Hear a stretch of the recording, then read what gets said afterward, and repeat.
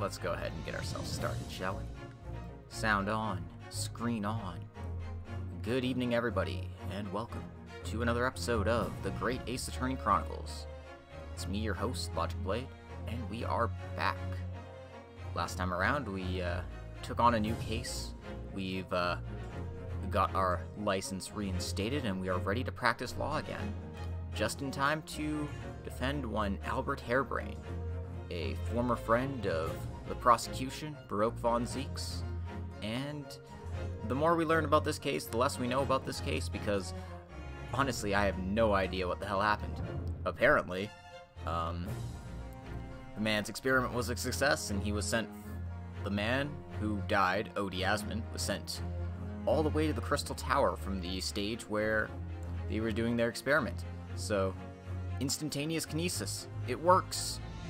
But, considering the man died, can you really say that it worked?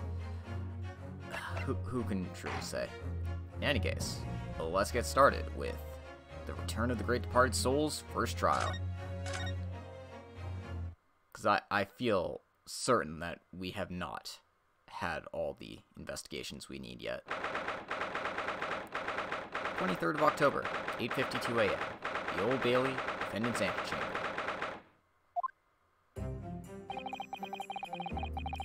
Can't believe it's been 6 months since I was last allowed to work in court. And now, here I am, back at the Old Bailey. Mr. Naruhodo. Good morning, Professor Hairbrain. I don't understand. It doesn't make any sense. The atmospheric pressure in here is off the charts. I've never felt anything like it. It's crushing me. I feel it every time I'm here. That gravity. Well, this is Britain's highest court.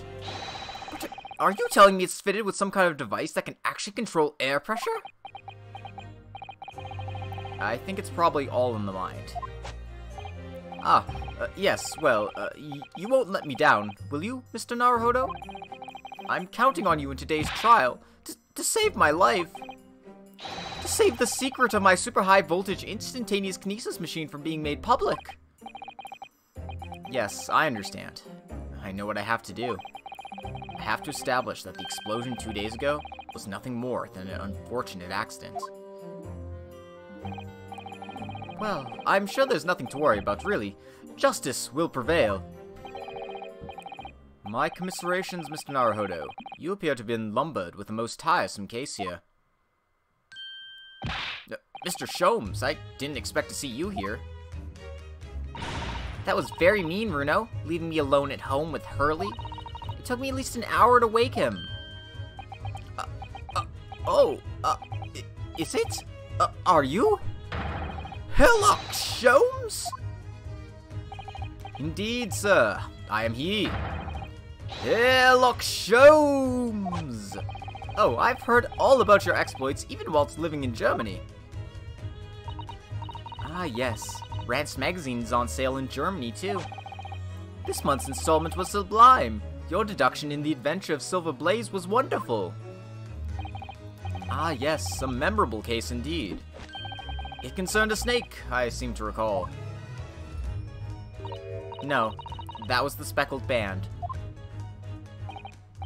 Well, thank you for coming. I do appreciate your support. I'm sorry to disappoint you, my dear fellow, but I'm afraid I can't stay. Oh? I have urgent business at Madame Two-Spells. You mean your waxwork job? No, the waxwork abduction, of course. Madame has engaged my services. Ah, so you're trying to get to the bottom of that ransom note, are you?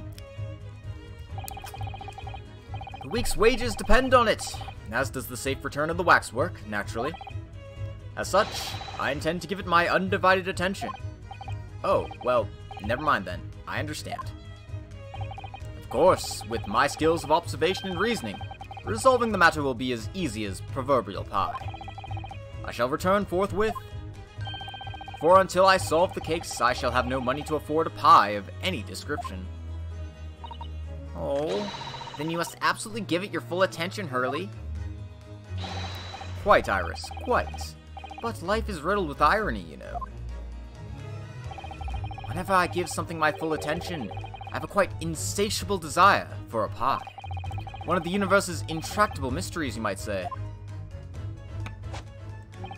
Oh, yes, quite. Definitely, absolutely, I totally understand.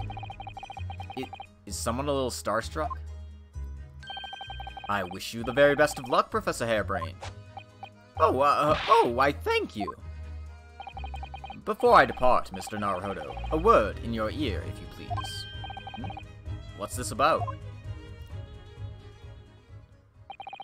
As you have remarkably little grounding in science, I feel I ought to inform you. As compelling as this super high voltage instantaneous kinesis hypothesis may be, a practical implementation, such as was attempted by the professor at the Great Exhibition, is quite impossible. But the professor said the demonstration was a success. Yes, it would appear that he fervently believes it was. Yep, just in time for trial. Welcome, Lenny. Welcome, Crimson. It's time for some more Great Ace Attorney. I've read Professor Bunnybrain's paper about it too, Runo, and I have to say, I'm sure it can't be done. It could barely be done theoretically, let alone practically. So, he's completely barking up the wrong tree? But how can an experiment that had no possibility of succeeding, in fact, succeed? That's contradictory. And it's that contradiction that will be at the heart of the trial, I've no doubt. What's that supposed to mean? Now, I must hurry along. I wish you the best of luck, my dear fellow. See you later, Hurley. What a good chauffeur. Well, it looks like you're on your own today, Runo. But chin up, you can do it. Oh, what about you, Iris? No, I'm afraid I can't help. I have something I need to do. I see. It's gonna be a big surprise for you when you find out what it is. That sounds ominous. Counsel for the defense and the defendant. Court is about to be in session. Make your way into the courtroom at once. We're on our way. Oh no, no assistant. Whatever will we do? Susato, hurry up and get back from Japan. An experiment that the laws of science say can't possibly succeed, and a scientist who's convinced that it did. That's the riddle you have to unlock here, Ryunosuke. That's the key to this case. Gonna have to drive this one solo this time. Kazuma, where are you? We need you. We need your great departed soul. Where's Mia Fey? Mia Fey, please just channel. Channel my boy, please.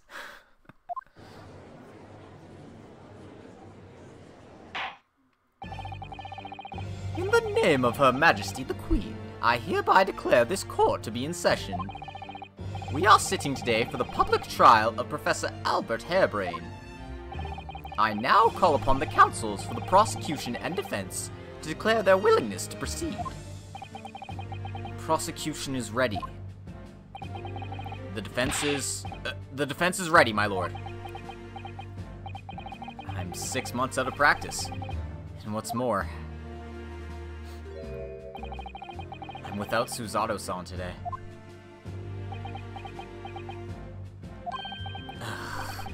Is it just my imagination, or does the air in here feel even more oppressive than usual? So, I must say I recollect the victim of this case all too well, Mr. Odie Asman. Mr. Asman was well known as a financier, though that was merely a front for his diverse criminal activities. It was only a month ago that the man appeared in court prosecuted by you, Lord Van Zieks. The jury unanimously found him not guilty, because every member of the jury had been bribed by the sound of it. These powerful London criminals are prepared to go to extreme lengths to keep their freedom. But 2 days ago, on the 21st of October, Mr. Asman met his end. The work of the Reaper, was it? If that is how your lordship would describe divine retribution, but the fact remains that Mr. Asman's death was a direct result of the actions of the accused, Professor Harebrain. Very well then. Now, ladies and gentlemen of the jury, you have been selected at random to represent the will of the people. Are the 6 of you ready to fulfill your societal duty? I'm most grateful to have been selected to carry out this important civic duty, my lord. To have a man's fate in the palm of one's hand.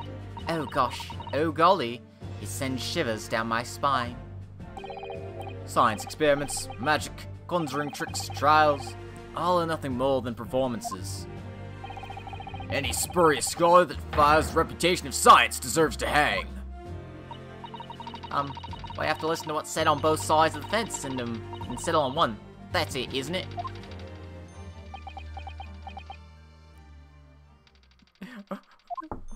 Okay.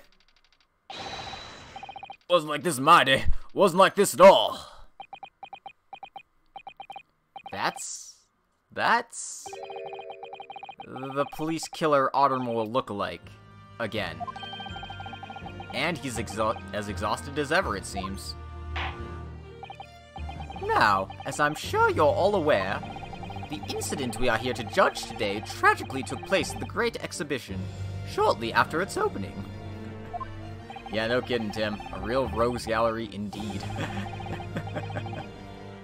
Though the death toll could have been far worse, with the exception of the victim, no one was killed. Nevertheless, the dream of the science being exhibited rapidly turned into a nightmare for the spectators.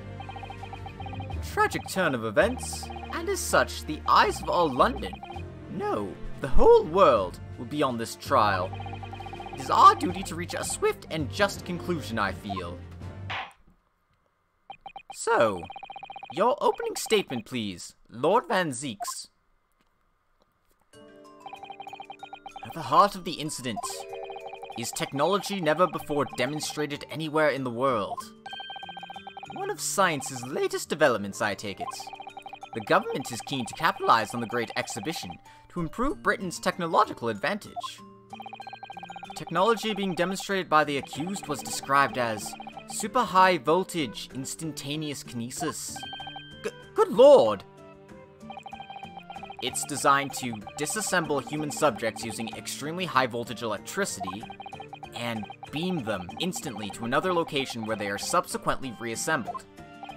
Is such a thing even within the realm of possibility? Well, I don't believe it, that's for sure. Disassembling people with electricity, my goodness! How shocking. Ha! Whole idea is absurd. The hypothesis would never stand up to scrutiny. Sir, I believe you're a fellow of the Royal Society, are you not? An expert in your field. I am. My word on the matter can be considered final. Instantaneous kinesis is poppycock.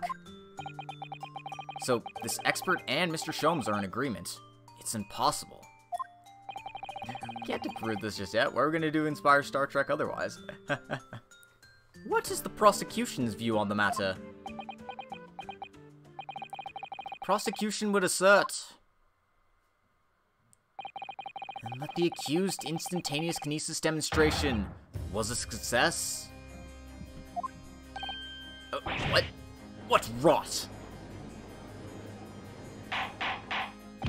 Order! Order! Sure wants incredible chin, but I think I like the corn child the best. Yeah, I don't know which one I like best, but they're all very interesting, that's for sure. The Professor's hypothesis is currently under investigation by the British government. If it is deemed to have merit, a substantial research grant would be made available. The accused made use of the invention built on his new hypothesis to take Mr. Asmund's life, in order to be the sole benefactor of the grant. But... this disastrous demonstration was no accident. It was carefully designed from the outset to end the life of the victim.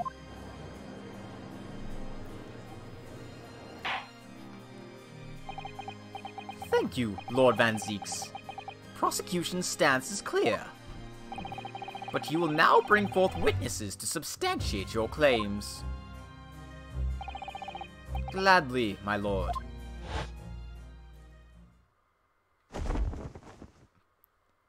Not only throwing his friends under the bus, but his cape into the gallery.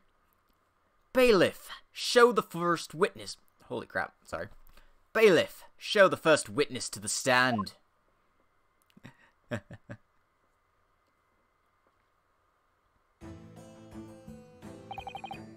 Witnesses, state your names and occupations for the court. Yes, sir. Tobias Gregson, Detective Inspector at Scotland Yard's Homicide Division. I was on duty at the demonstration on the day in question, and in charge of the following investigation.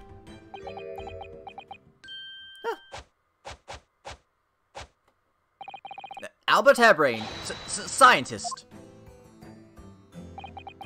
You were born in England, but have been carrying out research in Germany in recent years, correct? Yes, yes, that's right.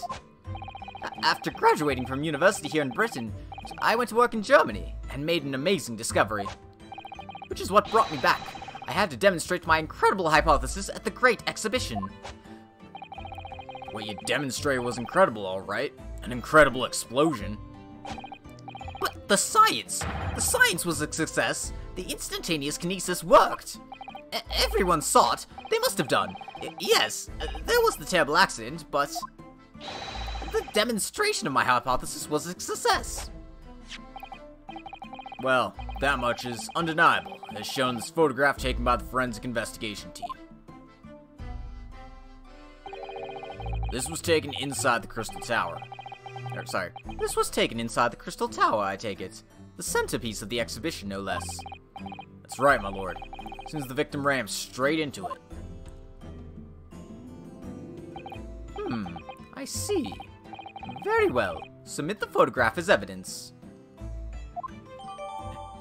Man, maybe he should let himself be convicted of murder. It'd prove he was correct. Maybe that's what he wants. As the courts heard, the victim of the incident was Mr. Odie Asman. There have been a number of allegations made against the man, but putting them aside for the time being, he was the man who financed the research for the experiment and the demonstration itself. I see. So to summarize the situation, the defendant is accused of taking the life of the man who funded his work. Would that be correct? Exactly. But couldn't it be that the explosion was caused by some malfunction in the apparatus used for the demonstration? That's right, that must be it. My splendid machine. My poor, splendid machine. You saw it yesterday, didn't you? We can't even examine the wreckage thanks to the special dispensation from the Scientific Equipment Act. What? The wreckage? The wreckage? But that being the case, how can the facts be established? How can it possibly be determined whether this was an accident or deliberate and malicious act? Extremely simply, my lord. I beg your pardon? Isn't that right? Witness. What? Sorry, me? No, your neighbor. Yes, sir. It was murder, plain and simple. Anyone could state that with complete certainty. What? How can he possibly think that? Thank you, Inspector. I think we'd better proceed to formal testimony. You will explain to the court on what grounds you claim this experiment to have been a front for murder.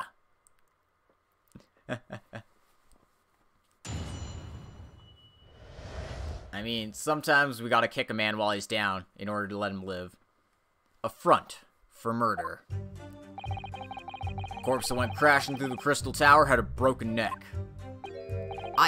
I made a minor miscalculation in the angle of the beam projection, that's all. That was my mistake. But post-mortem examination revealed another injury, a fatal wound.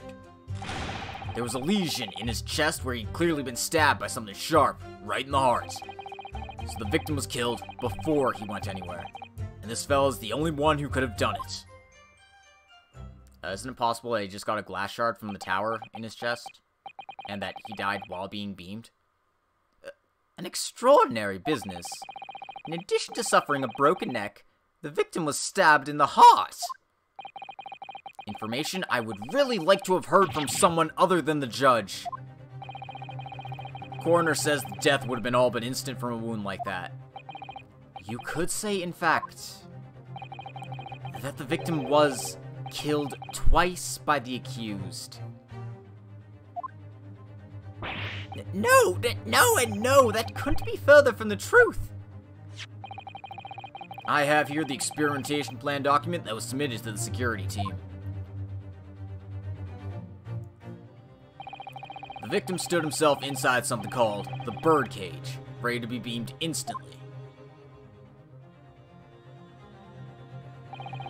to the second level of the Crystal Tower, about 25 yards away. Ah, the classic double murder. Yep, pretty sure that's how double murders work. It's just like Danganronpa. The experiment did not go according to plan, however. As the machine was put into operation, there was a large explosion. The blast caused the beam transmitter to point higher than intended. Accordingly, the kinesis resulted in the birdcage materializing in midair, from where it subsequently fell, crashing through the glass of the Crystal Tower's large round window. My word! One assumes the victim's neck was broken upon impact with the tower, then. I'm so sorry. I didn't mean for this to happen. The machine was just too powerful. But honestly, really, I swear, it was just an accident. A terrible accident. Unfortunately, that excuse can't save you. No, not considering the sharp murder weapon that pierced the victim's heart. Murder weapon? What are you saying? This is the autopsy report submitted by the coroner. The prosecution would like it entered into the court record. Your request is granted, counsel. Yeah, how could he have stabbed him beforehand? Everyone was watching. We have some serious questions that need to be answered. I was there in person, you know. I saw the whole ludicrous performance. And the only other person on the stage with Mr. Asman was that disgraceful excuse for a scientist. Then really, by all accounts, it must have been him. Hard to think otherwise, really. Very well. Counsel for the defense, proceed with the cross-examination, please. Oh, yes, my lord. I need to focus here. It's been a while.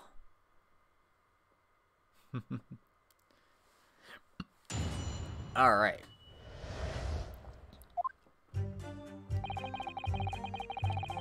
Let's go press some statements. But before I do, I want to check my court record. Because we got new evidence. So, this is our photograph of the victim. As we can see, there's definitely a pierced wound in his chest. Broken shards of glass on the ground. Maybe those will be relevant. And the autopsy reports. Details: victim, Odi Asman, male, age 47, nationality British. Time of death around 2:20 p.m. Hemorrhage of a wound to the chest that pierced the heart, inflicted by a sharp implement. Additional observations: broken vertebra, most likely resulting from impact after a sudden fall from considerable heights. Okay.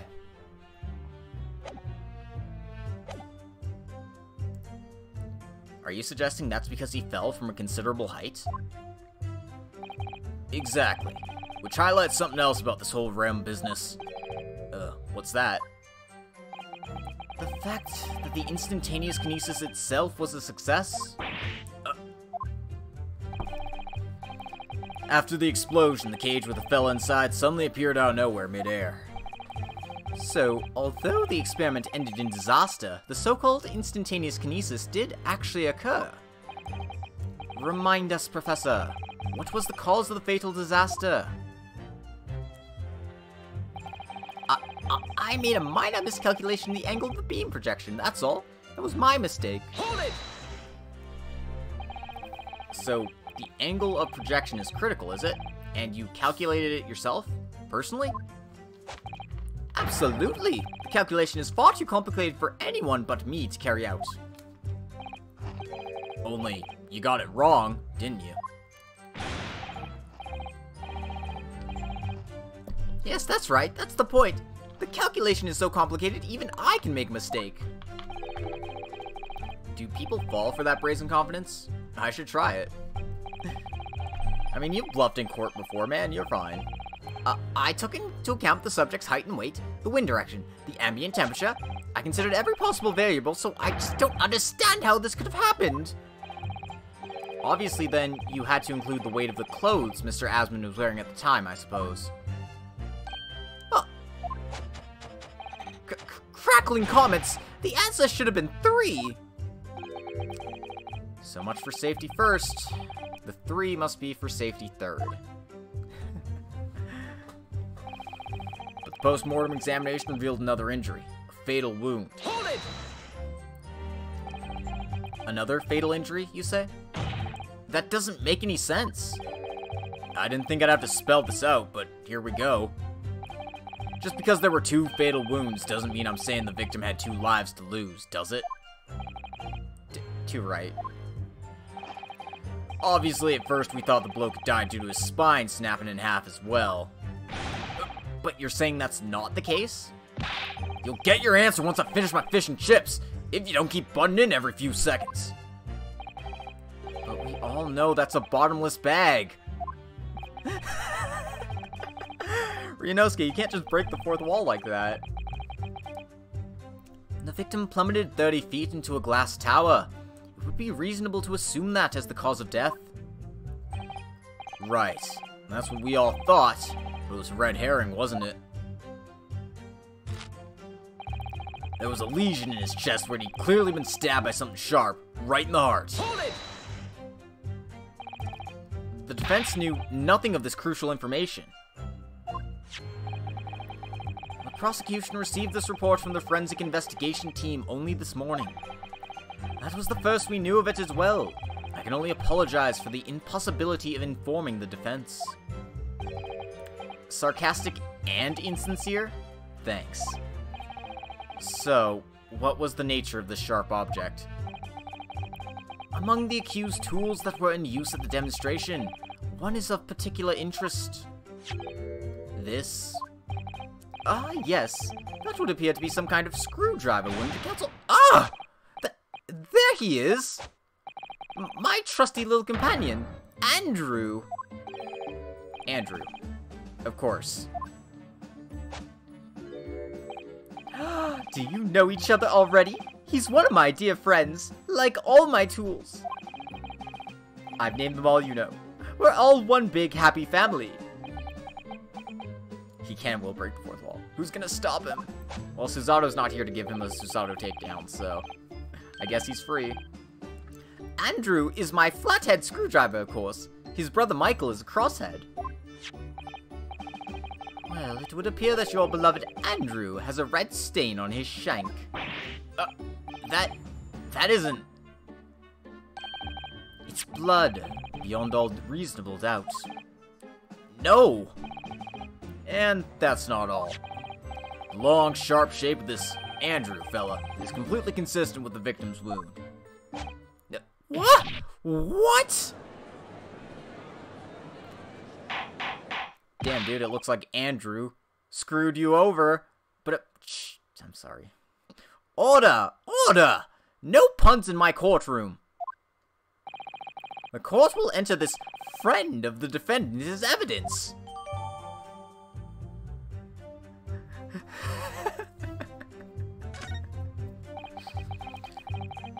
So, one of Professor Harebrain's tools is the murder weapon? Great. So if Andrew's handle is an A, is Michael's an M? Maybe. M for maybe. So the victim was killed before it went anywhere, and this fella is the only one who could have done it. Hold it! What grounds do you have for saying that? You really need to ask. I'd love to just scroll through the pieces and you just see Andrew. If only. Sadly, it's Screwdriver named Andrew. Let's take a look at it while we're here. This is blood. Mr. Asmund's, no doubt. This is the problem with looking at murder weapons.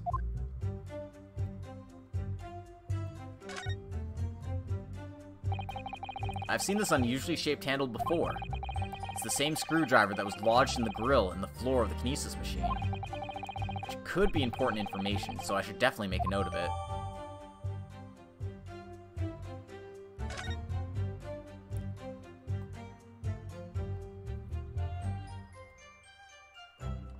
Alright.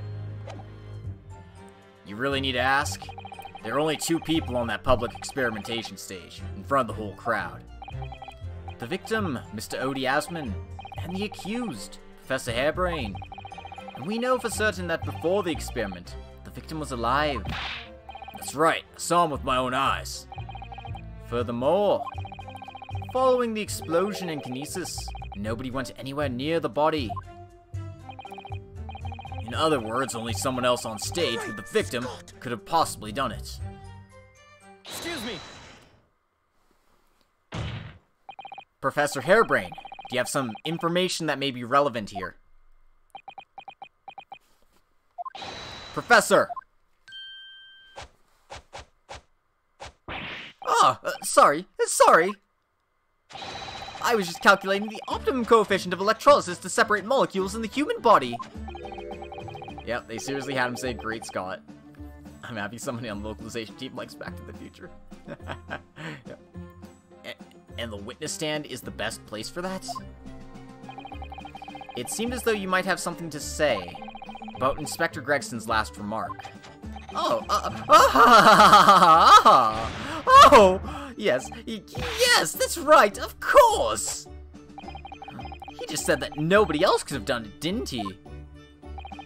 Yeah, that's right. Who else could have stabbed the victim, huh? I don't know, but there's no way that I could possibly have stabbed Mr. Asman, as you say. Explain, please, Professor. Of course. This cold-hearted policeman may not be aware, I suppose. But humans are warm-blooded mammals, with blood running continuously through their veins. I had heard.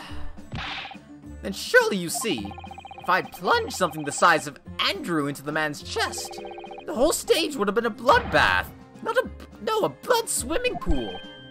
But thousands of Londoners were watching me at the time, and yet not one of them claims to have seen a swimming pool of blood. Well, no, I suppose not. You see? Not one! True. Didn't see anything like that. Done, Professor. That was a great counter-argument.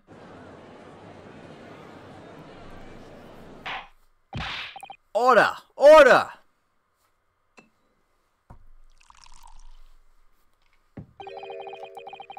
Pray, forgive the discourtesy if I save a drop from my hallowed chalice to accompany my old friend's adducing.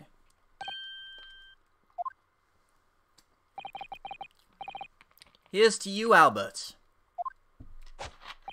Oh, you're too kind, Broke, but I'm really not a patch on you. No, you're not. No? You've neglected to mention one crucial possibility.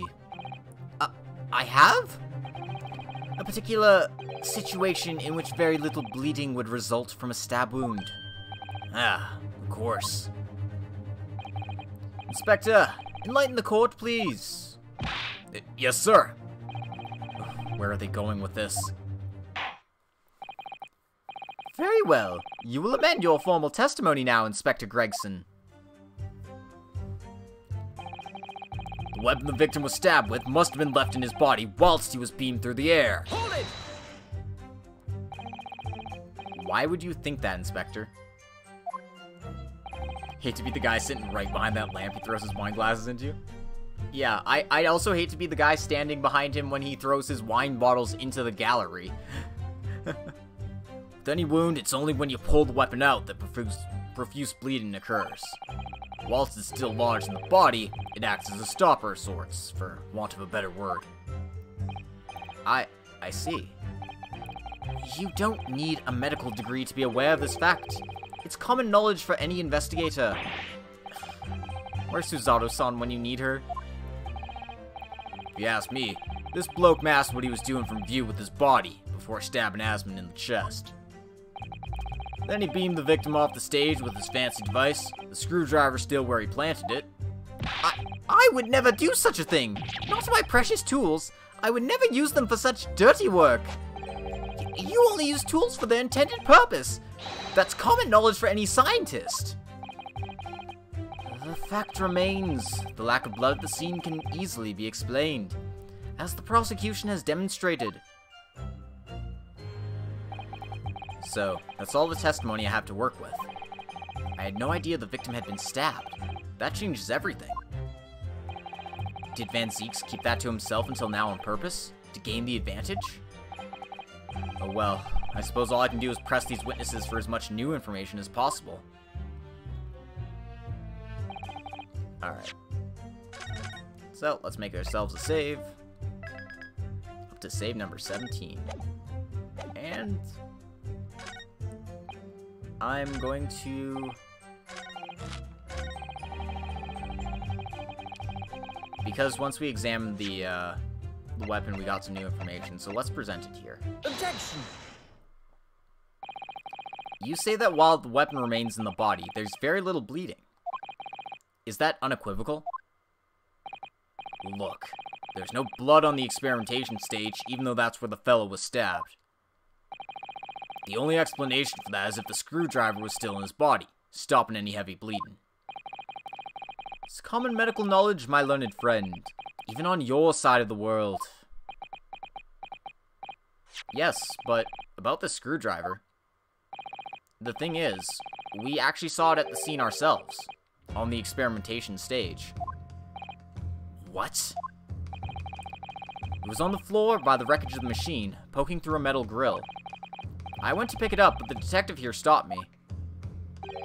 Isn't that right, Inspector Gregson? Well, now you come to mention it, yes. Inspector, are we to understand that you permitted the defense counsel to investigate? That you contravene the Special Dispensation for Scientific Equipment Act? No, not at all. I wouldn't do that.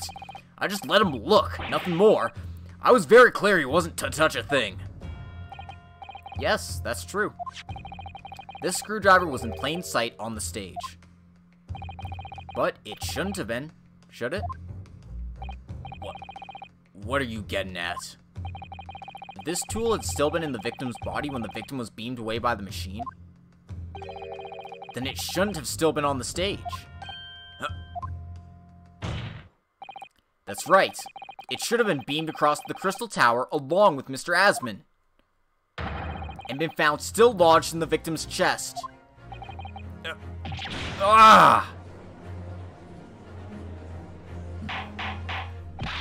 Order! Order! How do you explain this, Inspector? I don't... Looks as though everything the victim had on his person moved with him when he was beamed. If the screwdriver was still in his chest when the instantaneous kinesis occurred, obviously, that should have been beamed to the destination as well. This is a strange situation. Even though people are saying that this instantaneous kinesis is a scientific impossibility, we're still basing arguments on the assumption that it did actually take place. Alright, time to tighten the screws here.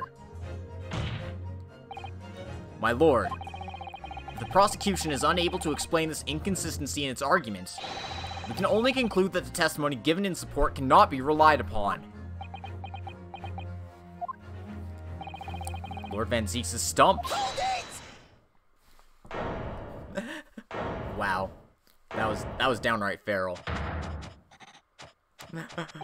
Logic, you're rubbing off on Ryu. Oh no, I'm so sorry, Tim. I can't help it. Do you have something to say, witness? Yes. I knew it. Bears out. The equations hold. Mr. Naruhodo, don't worry. About what? Without delving into the details, there's no inconsistency. What? Even if Andrew had been lodged into Mr. Asmund's chest, my trusty tool wouldn't have moved. Andrew remaining on the stage is consistent with my calculations. What? My god, he really wants to put himself in the dock, doesn't he? It would seem your illusions have been shattered. Clearly, we should hear the accused's explanation. Did you seriously just throw a wine bottle out because you wanted to make a pun, Van Zeeks? I applaud your game. That's smooth. What should I say? This brilliant scientist's explanation. Just when I found an inconsistency in the prosecution's argument. Scientists. He really screwed his own defense. Good going, Albert. Good going. Very well. The defendant will testify again. Provide us with the scientific explanation as to why the inconsistency asserted by the defense fails to hold. In the name of Apollo, I will, my lord. Plead the fifth. The fifth. Do they even have the Fifth Amendment in Britain? The inconsistency explained. To be clear, I'm still at the stage of gathering data in my research. My hypothesis states the kinesis cannot transport metal, though. Hence the metal weapon would have stayed put.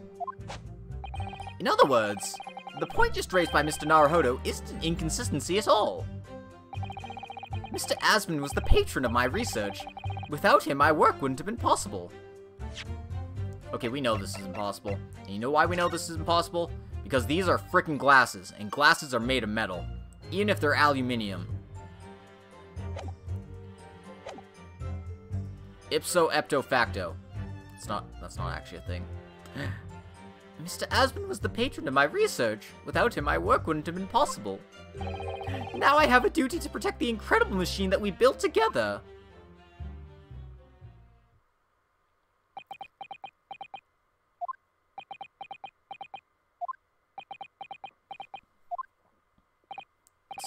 So, the thrust of your testimony, Professor, is that based upon his hypothesis, metal objects cannot be moved by this method of instantaneous kinesis.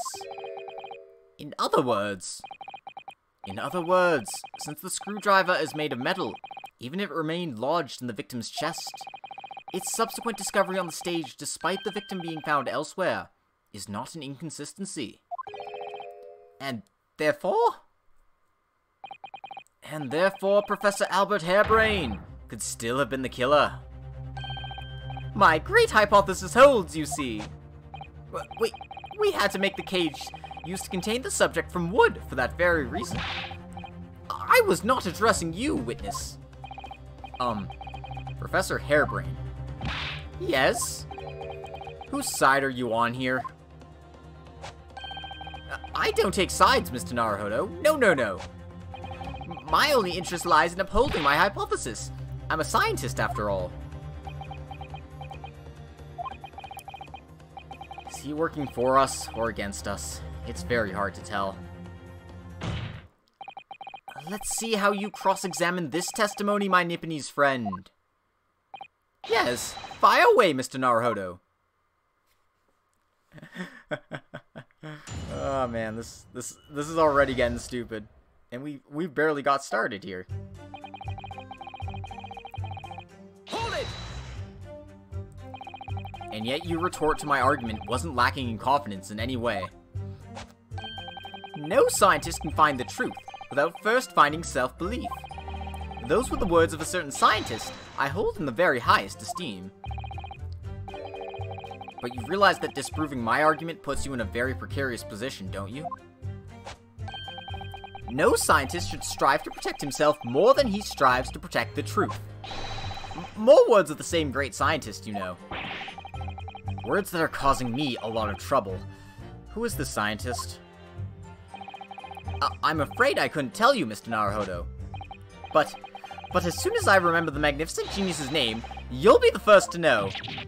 It might be worth keeping the names of your idols to mind.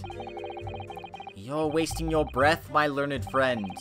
This scatterbrain even forgets my name at times. So, Lord Van Zeeks really did have a friend once. But I didn't notice hell freezing over. Oh my god. Dude, are you turning up the savage because Susato's not here? Is that what's going on? Hold it! Your hypothesis states it, so it isn't proven then. No, of course not. It's merely a hypothesis, but a good one, based upon thousands of calculations. But it is widely known that metals cannot be decomposed by electrolysis. Yes, of course, so I am right. My hypothesis is clearly correct. What is it about incriminating himself that makes this man so happy? I think he's just learning what it's like to have a defendant who doesn't want to be free. Just like, what am I doing here? Why am I doing this? Why are you so bad at this? Help me, Susato. Come back, save me. It's the whole reason that the birdcage is made of wood, you see. Sorry, the birdcage? Yes, that's what I call the C. obtusa cage in which Mr. Asmund was placed for the kinesis. Ah, the jail cell in which the victim was detained. It does indeed to be made of a timber of some sort. I'll thank you not to refer to it as an instrument of incarceration, your lordship. In short, any weapon lodged in the victim when he was beamed away by instantaneous kinesis would have been left behind on the stage if it was made of metal, correct? Yes, that's it. Yes, it all fits perfectly with the mathematical model. But the ultimate conclusion, then, is that the defendant alone had the opportunity to inflict this fatal injury on the victim, is it not? Indeed, sir. Someone beam me out of this nightmare.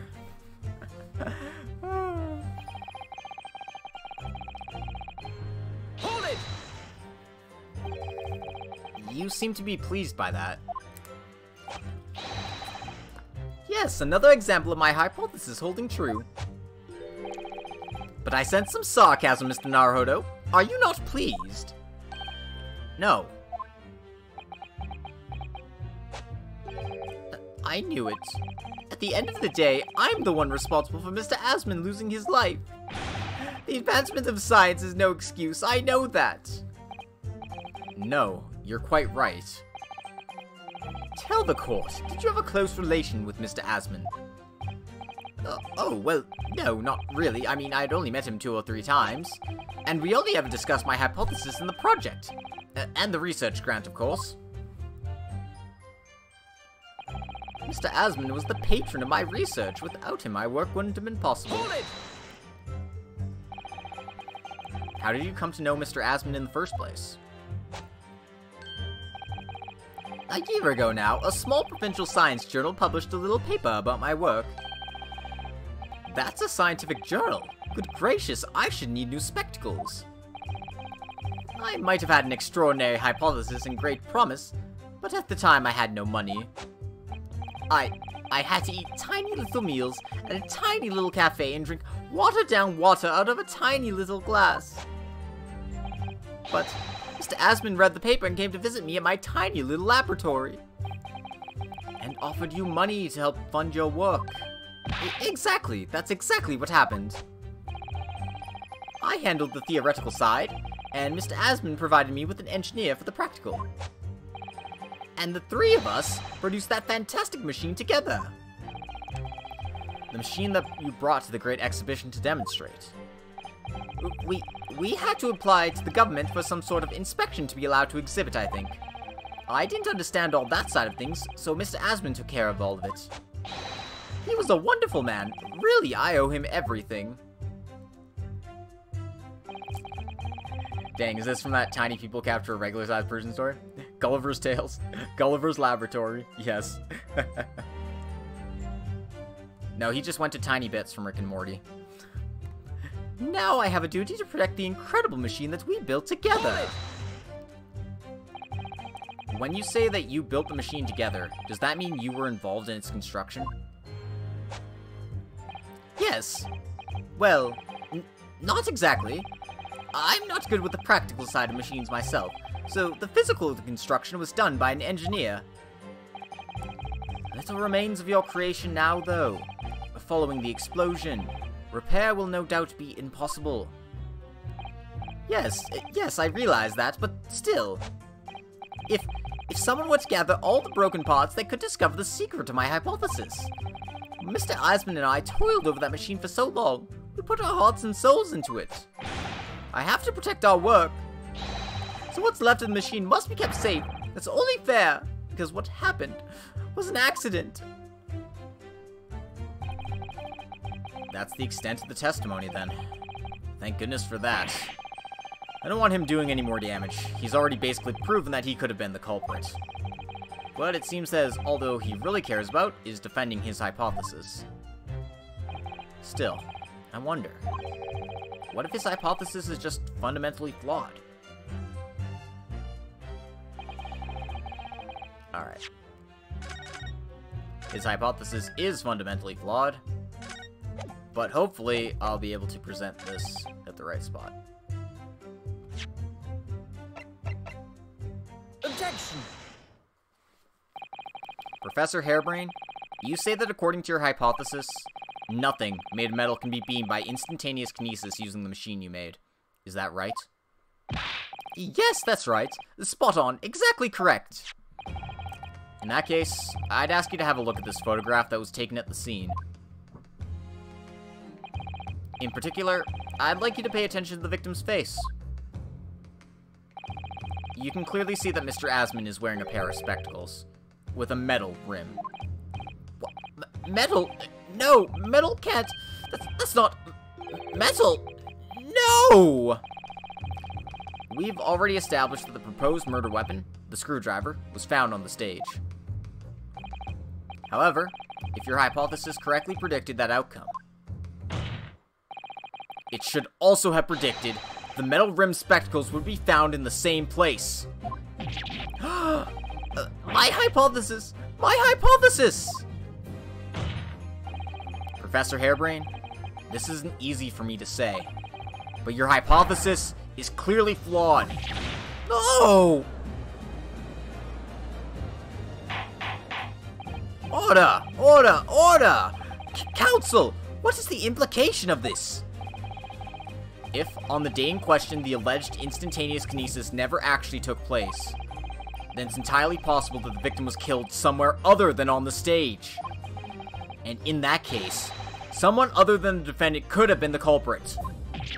But my hypothesis is sound. I proved it that day. That experiment was a success. That experiment was the proof of all my work. If I could say something here, in my capacity as a fellow of the Royal Society. Yes, chair number 4? Go ahead. As a man of science, there's one thing I simply cannot abide. And that's a fraud who pretends to be a fellow man of science. What? Wait! Great Scott! Are you suggesting that my science is suspect? It's just been disproved, hasn't it? In front of all of us. In other words, the whole demonstration was complete nonsense from start to finish. Believe me, my fellow jurors, when I tell you that this man is a heel, a bounder, and a fraud. I say, the wreckage of that machine should be stripped down and thoroughly examined. No! Never! That machine is the essence of my entire hypothesis! It's protected by the Special Dispensation for the Scientific Equipment Act. What the devil is that blasted act all about, huh? Who made up such a daft rule? I don't like the way this seems to be going. What's the best way for me to help the professor? What are we objecting to if I raise an objection? But... Objection! Professor Harebrain has yet to perfect his invention. That would seem to be the case, yes. But even so, what? Going to such trouble and expense to create a fake machine to display in public? He would have absolutely no reason to do such a thing. Objection! He had an obvious reason to do exactly that. For the research grant money. The government was foolish enough to have deemed the man's ridiculous notion plausible. he and his conspirators would have received a handsome sum indeed. Conspirators? What would be the value of such a grant? 10 pounds? You're an order of magnitude out, madame. 500 pounds a year. Oh, you could live handsome that much for years. The Society's noticed an increase in bogus public demonstrations in the field of science recently. And plenty of scientists arguing with each other to get the largest slice of the funding cake. People's greed is plenty motive enough for murder, I assure you. 500 pounds, huh? No, I haven't deceived anyone, least of all the government. My hypothesis is sound. The science is sound. Please, you must believe. Objection! No matter how unbelievable this hypothesis may seem to you, ladies and gentlemen, the fact remains that the victim was transported instantly to the Crystal Tower. Which means that the experiment was a success. Baroque! And therefore, the only person who could have possibly committed this murder is the accused. Oh, Baroque. Where is this heading? I have no idea. My lord, if I may. Yes, Lord Van Zieks. The prosecution would like to summon new witnesses to the stand. New witnesses? What would be the nature of their involvement? They were spectators of the demonstration at the exhibition, who were occupying special seats. Eyewitnesses? Very well. The court grants the prosecution's request. I should very much like to hear from eyewitnesses to the incident. The prosecution's stance is clear. This experiment was no postage. The accused killer, the financier, victim there on the public stage, before the very eyes of the spectators. Now, my learned friend. Oh, yes? It's time for you to make your own stance clear. There's clearly a flaw in the professor's hypothesis. I can definitely see that. But where does that leave me? We shall take a short recess now, during which time the prosecution will prepare its new witnesses to take the stand. As you wish, my lord. Good. In that case, court is adjourned for 20 minutes.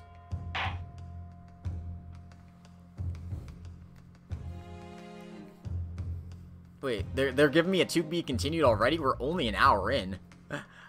But, alright, I'll take it. I'm still gonna keep going, obviously.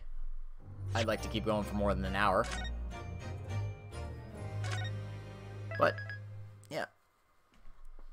It's a good excuse to sup from my hallowed chalice, which is a 2-liter bottle of Pepsi.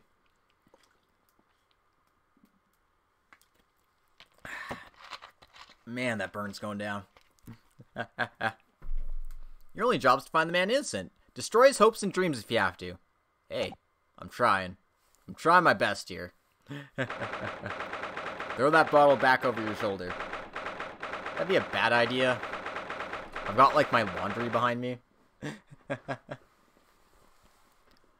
23rd of October, 10:44 a.m. Mr. Naruhodo! What on earth were you playing at just now? Or rather, what on earth were you playing at all along? My hypothesis, my amazing hypothesis, you've been picking holes in it from the start. Oh, sorry about that. But you promised me. You said you'd prove that dreaded explosion was an accident, not murder. You said you'd keep my precious invention from falling into anyone else's hands. But all you've done so far is try to undermine me. Yes, I did make you a promise. You're right. I said that I'd believe in you and fight for your freedom to the very end. But I also told you that I was no scientist. I don't understand your hypothesis. The fact is, there's an undeniable flaw in your logic, isn't there?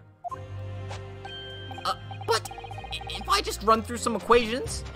Yes, you see, it's because my work is incomplete. Perhaps it is. Nevertheless, a man died as a consequence, didn't he? Oh. Oh no!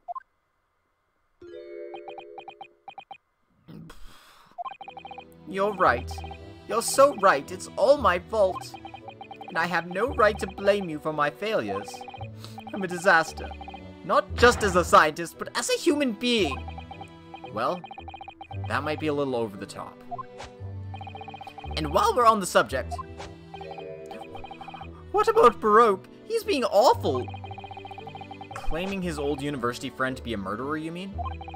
He's a disaster, not just as a prosecutor, but as a human being. Oh, but no, wait. He's the Reaper, isn't he? Perhaps he's not classified as Homo sapiens anymore. Glad that's cleared up. You'll fit right in when we hit the 70s. Can I double check something with you? Yes? What? The machine and demonstration you prepared. They are based entirely on your hypothesis, I presume. There was no trickery involved? I drew the plans for the machine with my very own hands. Every line was painstakingly drawn with the firm belief that science is the only future. So yes, it's true that my hypothesis hasn't reached maturity yet, but please, Mr. Naruhodo, you must believe in it. Alright, Professor. I understand. Counsel, defendant! Prosecution's witnesses are ready to take the stand. Court is about to be in session again. Make your way into the courtroom, please. I'd like to know more about this engineer who actually built it, because he seems like the one who is most likely to get something out of this. It all hinges on that demonstration. If the professor's hypothesis is sound, as he claims, it leaves him as the only person who could possibly have killed the victim. But on the other hand, Mr. Sholmes was adamant. A practical implementation, such as was attempted by the professor at the Great Exhibition, is quite impossible. So really, what should I be trying to prove here? That my client is innocent. 23rd of October, 11 a.m. The Old Bailey. Courtroom. Just courtroom. In the name of Her Majesty the Queen, I hereby reconvene the proceedings of this court. Counsels for the defense and prosecution, are you ready for the new witnesses to testify? Prosecution is ready, my lord. As is the defense, my lord. So, Lord Van Zieks, I believe these next witnesses saw the demonstration on the day in question with their own eyes.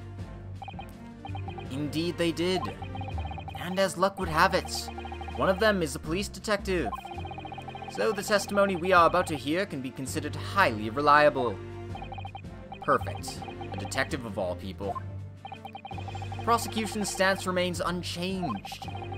Though it ended in tragedy, the demonstration on the day in question was scientifically sound. And consequently, the sole person with the opportunity to have committed this act of murder is the only other individuals who have been present on the stage at the time, the accused. Thank you, counsel. The prosecution's position is clear. So, bring forth your witnesses now. Bailiff, show the witnesses in. The witnesses whose proximity to the incident on the day in question will clarify the truth unequivocally.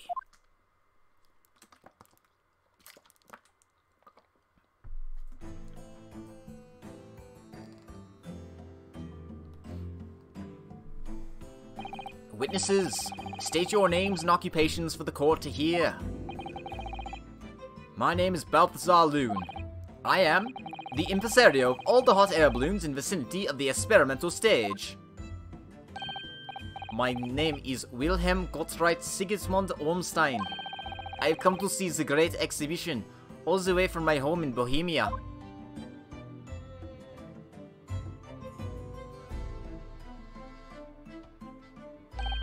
I'm very rich. Inspector Gina Lestrade, Scotland Yard. I'm a great detective. Even Airlock Sholmes agrees. I was on security duty at the exhibition, and I got to go up in one of them balloons. It was amazing. Gina. Again. But she did mention that she'd seen the disaster from up in a balloon, actually, didn't she? And she clearly loved every minute of it. There were 3 balloons flying near the public experimentation stage when the incident occurred. 2 of these witnesses were in one such balloon at the time, and saw events unfold from the skies above. You make it sound like they were in the clouds. It was only an altitude of circa 60 feet. Very low. Well, you can't see nothing you fly too high, can you? 60 feet. About 18 meters, then. Thank you for your introductions. Now, you will give your formal testimony for the court. Kindly describe exactly what you witnessed, especially those of you who had a vantage point above the stage.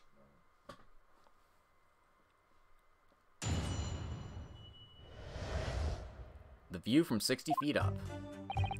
It was an incident terrible. I'm only grateful that my balloons were not damaged. There's a huge bang from the stage, and the next second, another bang in the sky beside us.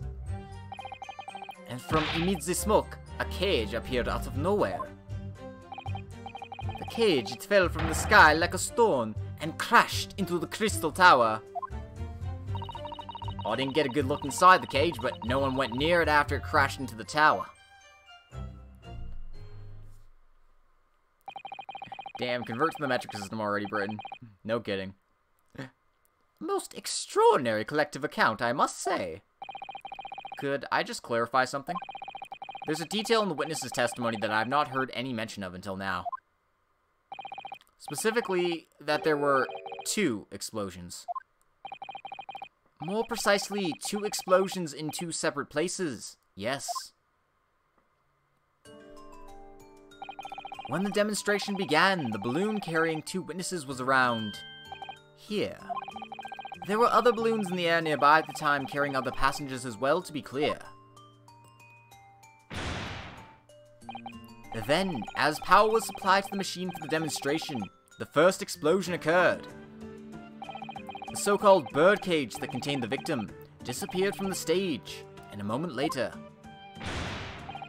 the second explosion occurred, directly adjacent to the balloon carrying the witnesses. The birdcage appeared at the site of the explosion, subsequently to plummet down into the crystal tower. I was very surprised. Suddenly a cage appeared before my eyes, with a person inside. The blast was so hot, but I didn't want to miss a thing, so I kept my eyes wide.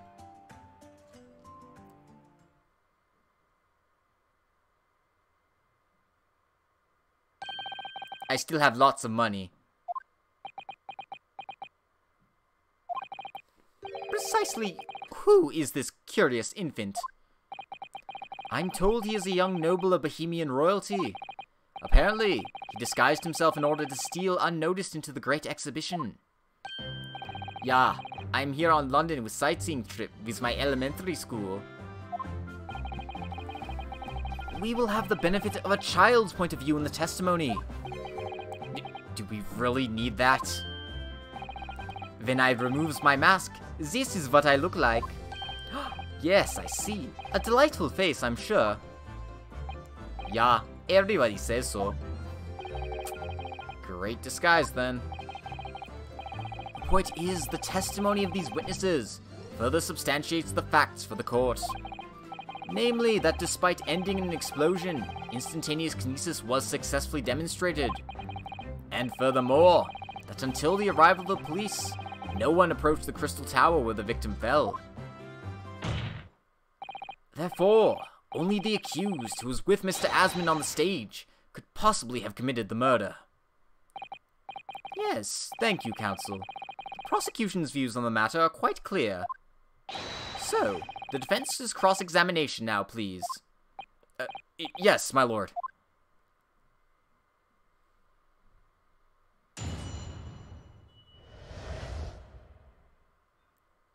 Alright, let's press some statements. Hold it! There were 3 balloons flying above the experimentation stage at the time, I understand. Si, all 3 of them, my bellissimi bambini. They are very popular, signor. Some will pay £10 for one ride. £10?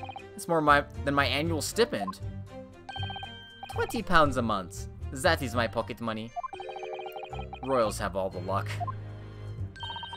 I got up there for free, I did. Play the old I work for Her Majesty's Police Guard, you know. Detectives have all the luck. If they're so popular, why would you only be operating such a small number of balloons, though? Hey, I hate this child. Yo, same. Because if I have too many in the skies, they could crash into each other.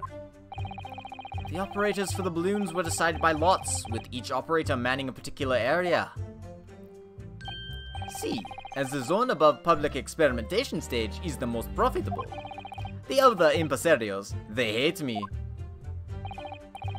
Thank you, witness. I think the court has a clear picture of the arrangements for balloon rides at the exhibitions.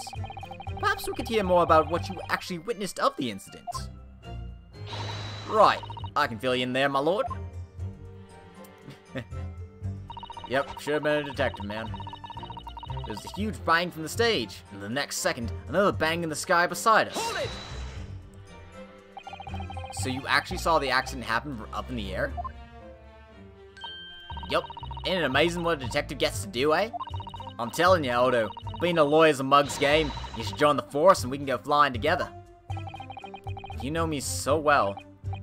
Yes, well, anyway, could you tell us exactly what you saw, do you think? Everything. We saw everything because we were up above it all.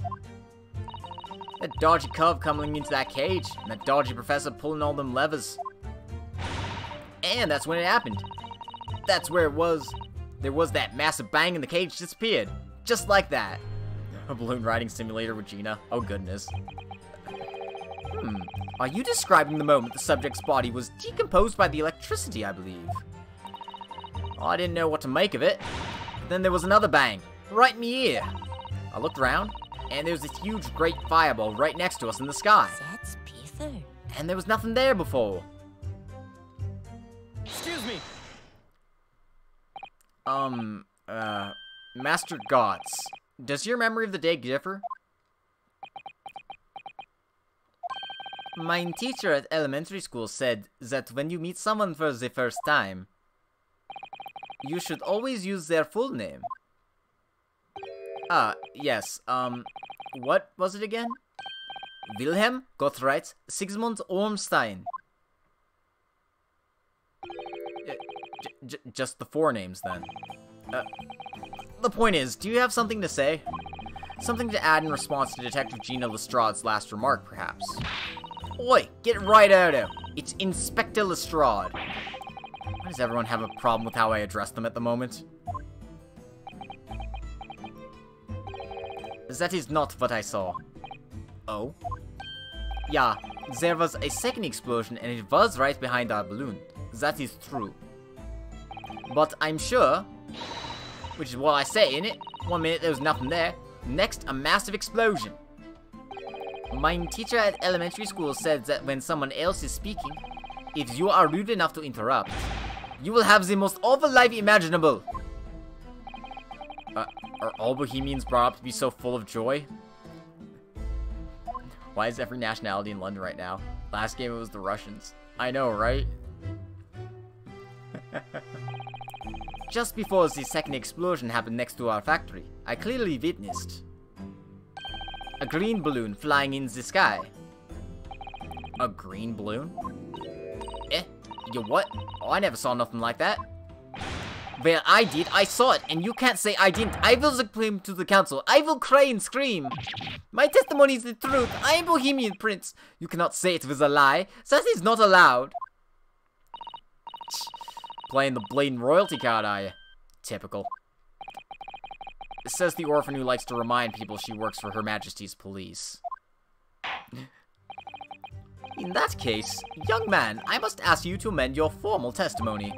In the interest of cordial national relations between Great Britain and Bohemia. Oh my god.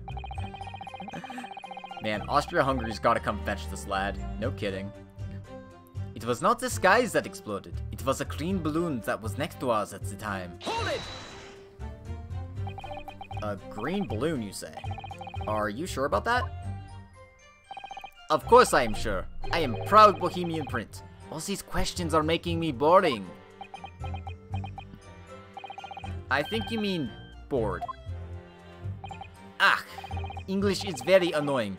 The language of my countrymen is far superior. Ragazzo, it is very wrong to lie.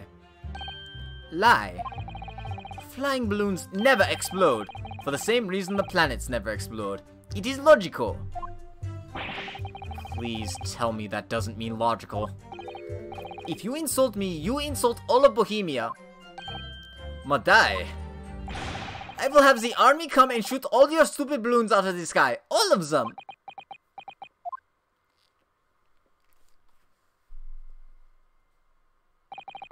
Here you are, your highness. Gotta change my name now. Yep, I get to be Logico Blade now. Only all international incidents were so easily resolved. Now that peaceful relations have been restored here in the courtroom, perhaps we could return to the testimony. Did you also see the moment that the cage materialized, Mr. Loon? Yeah, you just noticed his hot air balloon hat. Such a good hat. No, I did not see the explosion myself. However, the cage, it fell from the sky like a stone and it crashed into the crystal tower. Hold it! Did you see that actually happen? No. In reality, I did not. I saw after it hit the tower. There was a grande confusion around the stage. I ran to see what had happened. I was terrorized by the idea that one of my balloons had crashed. I suppose they are his livelihood. But when I looked up in the sky, all my precious balloons were still there. I saw it, though. I saw it slam into the tower. After all, I'm a detective now. Then tell us what you saw, Inspector Lestrade. That's what I like to hear. Oh my god, Gina.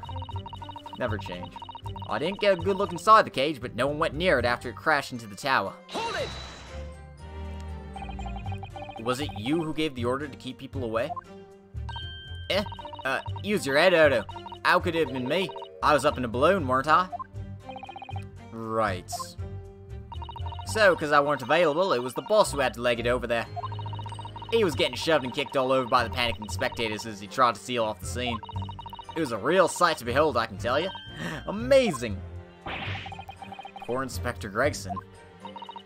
So anyway, I couldn't see the cage that well because of all the smoke. And I didn't really want to see, to be honest.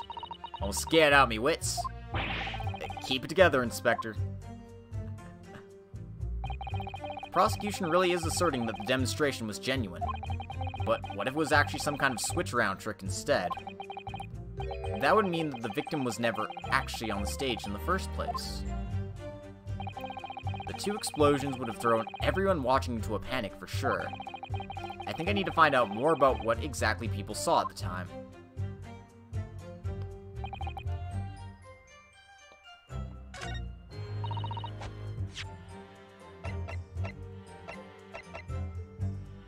Ah, so that's what this green cloth is from. I see.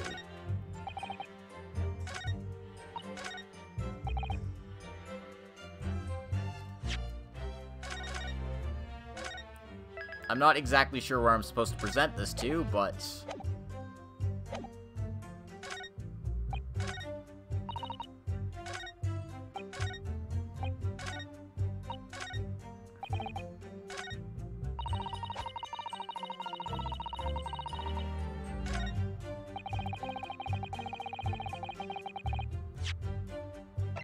But this corroborates the statement, does it not?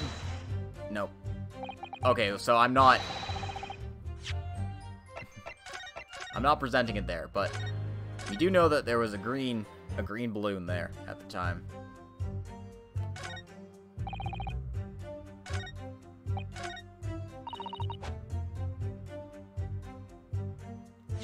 So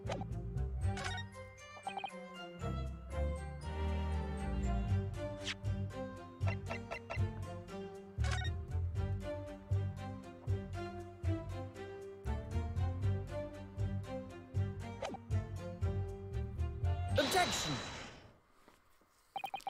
I knew I had presented to one of these statements, but I wasn't sure which one. Mr. Loon, in your testimony, you said that all 3 of the balloons you had operating at the time were undamaged. See, that is correct. If they had been caught in the explosions, it would have been terrible. I wonder if you might know what this is. I think it's maybe... see, part of a balloon. A burnt piece of the fabric of the envelope. Sorry, the envelope? Pardon. That is the large, round part of the balloon which becomes filled with hot air. It is made from very thick fabric lined with rubber. You do not want it to rip when you are in the sky. Just as I thought. This piece of cloth was found near the experimentation stage. In other words, as Master Gotts testified, a green balloon did indeed explode that day. Eh? If all the balloons in the sky above the experimentation stage belong to you, Mr. Loon, then your statement that they were all undamaged clearly contradicts the evidence. No! If a balloon exploded that day, why didn't the man say so? Maybe everyone on board was killed. Oh no, having just spent 10 whole pounds for the experience, how awful. Seems like to me like those things crash 50% of the time anyway. Instantaneous kinesis did occur, but after the explosion on the stage. The point of materialization shifted to a location occupied by a balloon, causing the balloon to explode. Yes, eminently plausible. An unfortunate traffic accident, as it were, but it changes nothing about the pertinent facts. This, I cannot accept. Why not, Mr. Loon? You are suggesting that I am a liar. That person's died in a balloon incidente. There's no need to get fired up, Mr. Loon. The victim was the sole fatality that day. That's right, and I prove it. Balthazar Loon is not a liar. There's no such balloon in the sky. It is not possible. You're saying it's impossible? Why? This court has more important matters to discuss than the number of balloons that were operating that day. Hey! Objection! But we can't ignore the fact that nobody appears to have known anything about this other balloon until now. My lord, the defense calls for further testimony from Mr. Loon. I concur. There's clearly more to the truth here than meets the eye. It's imperative that we clear up the issue of this phantom balloon, I feel. Witness, you will give supplementary testimony about the balloons you were operating at the exhibition. Grazie, my lord. My god. Don't get fired up now.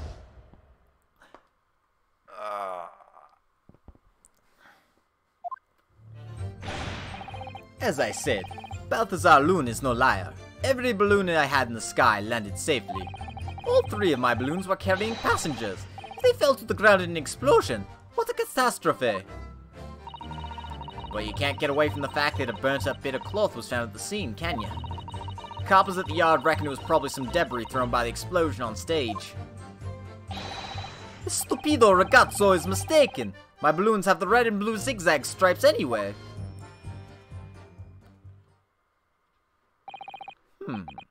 So your assertion is that the balloon this child saw was not one belonging to you? Si, exactamente. If he even saw a balloon in the first place. I do not like the sound of it. It is very bad for business. I have a good mind to sue the land of Bohemia. If you attack us, we will fight back. It will be war. All out war.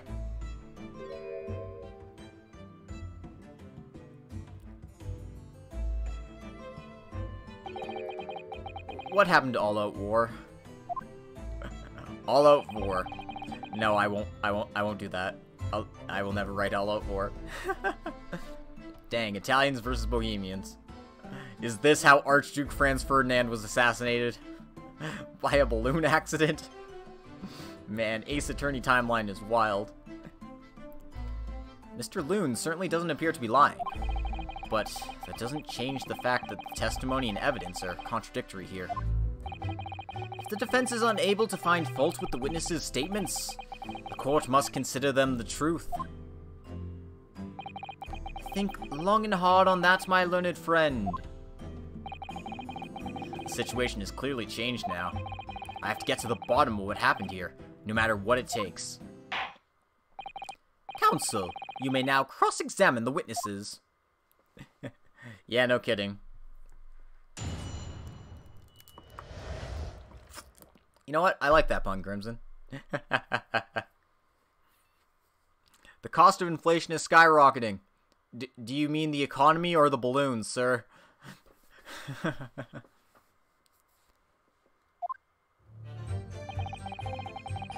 Balthazar Loon is no liar. Hold it! You couldn't just have forgotten one, maybe. Signor, I might not notice if I was given 100 lentils and one was missing. But we are talking about 3 enormous balloons! Do you believe I could make a mistake about something so grand and expensive? I took the liberty of having Inspector Gregson check this gentleman's warehouse. I have the report here. It clearly says a total of 3 balloons. It would appear no mistake has been made then. Surely Miss Lestrade could have been sent for such a menial task. What, me? I'll tell you what I told the boss. East End kids like me can only count up to 2. Obviously that ain't true, but Boss Barton said he'd have to go himself in that case. Poor Inspector Gregson. All 3 of my balloons were carrying passengers. If they fell to the ground in an explosion, what a catastrophe! Hold it! It would be quite a catastrophe if they fell to the ground for any reason, I think. On that note, Mr. Loon, tell me, what is it that keeps these balloons in the sky? Are you an idiota? Sorry. That is like asking, why does a candle burn bright? It burns bright because it burns bright. And a balloon flies because it flies. What else? That must be Italian for I don't know. There are 2 types of flying balloons. Hot air balloons and gas balloons. Hot air balloons work on the principle of hot air being less dense than cold air, whereas gas balloons drive their lift by using a gas that is lighter than air. See, and my balloons are filled with the magic gas, I believe. Hydrogen. Lighter than air, but highly explosive. Good lord! I do not permit smoking of the cigarettes in any way of my balloons. The magic gas does not like fire. Even a small spark of static electricity could cause the entire balloon to explode. What is the matter with you, senor? All that comes out of your mouth is explosion, explosion! I tell you, my balloons are perfectly safe. They have to be. What I cannot eat? None of my balloons exploded that day, I am completely sure. But if you still say that is what happened, you must show me the proof. Alright, so Mr. Loon had 3 balloons in the air that day. If none of them were damaged, then what was the one that exploded? Well, you can't get away from the fact that a burnt-up bit of cloth was found at the scene, can you? Hold it! I was surprised to find the piece of fabric still at the scene, actually. Didn't you search the area surrounding the stage for clues? Nah, well, I'm not into picking stuff off the ground, me. Always work out way better diving into people's pockets instead. So much for the new career path. Mind you, the boss was on his hands and knees picking up all kinds of rubbish from the floor. Thing is, though, the cage went crashing into the Crystal Tower, didn't it? So that's where most of the investigating was going on. Even so, I would have thought someone from Scotland Yard would have gathered it up as evidence. Cole, listen to you. You stumble across a bit of balloon and suddenly you're the best investigator in the world. Pardon? Well, you ain't got a badge, have you? Like this one? I could arrest you with this if I wanted to. I wouldn't put it past her.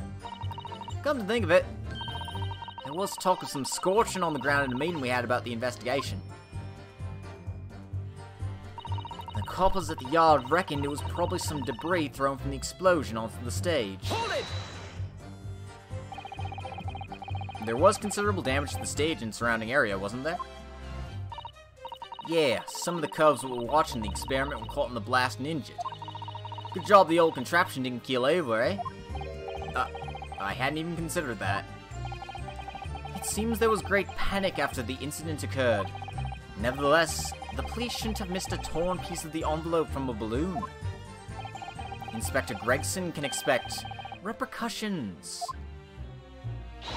Like me swiping all his fish and chips, eh? The man's sole pleasure. None of this matters. The scrap of balloon envelope means nothing. Niente. This stupid ragazzo is mistaken. My balloons have the red and blue zigzag stripes anyway.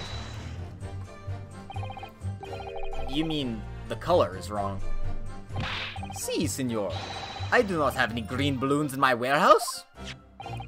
And yet, a piece of green cloth was found at the scene, and it's unmistakably from a balloon. Well, I do not know how that could be. For the sake of argument, let's say that a green balloon did explode above the stage. You couldn't therefore conclude that it happened on the day in question. Why not? There have been recreational balloon flights over Hyde Park operating from before the Great Exhibition. One could have exploded on some earlier date. Unfortunate, as I'm sure you'd agree. You believe it may have been from some earlier balloon accident that predates the exhibition? Si, exactamente. As the signor says, it is not from one of my balloons. Clearly, this little ragazzo from Bohemia is mistaken about what he saw. Excuse me. Is something wrong, Master Gotts? It's Master Wilhelm Gottfried Sigmund Ormstein! It was on the tip of my tongue. Yeah, something is very wrong. I know what I saw. There was a green balloons there, I swear it. I swear all over Bohemia. You can speak as much as bad language as you like, but it changes nothing. I lost my voice like 5 times there. If you do not have evidence, ragazzo, then I must tell your parents to punish you, eh? Perhaps we'll let the judge decide when it comes to punishments. Evidence? What is this evidence? To give a simple explanation, young man. A photograph, for instance. Some tangible proof of what you claim. Well, why did you say so sooner? I have the photograph here. Good gracious! What? I had not been up in a balloon for a little while, so I was very excited. I took lots and lots of photographs. Of the Crystal Tower, of the Bohemian exhibit, of the streets of London, of the hot eel cellar, the balloon. And the instantaneous kinesis experiment? Did you take a picture of that? Yeah, one picture. Really? You did take one? But all I wanted was a ride on the balloon. I was not interested in boarding experiments. Never mind that. Can you show us that photograph? Of course. And then you will see. You will see that I am not lying. That I really did see a green balloon.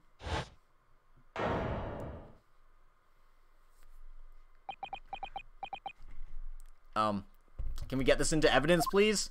Like, immediately?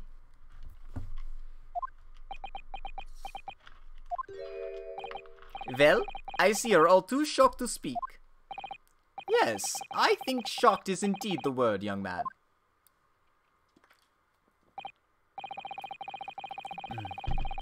Yeah, perhaps you cannot see it is a green balloon from this photograph, but that is not my fault. It's the fault of the stupid person who made the camera. That is one very bohemian sounding cry.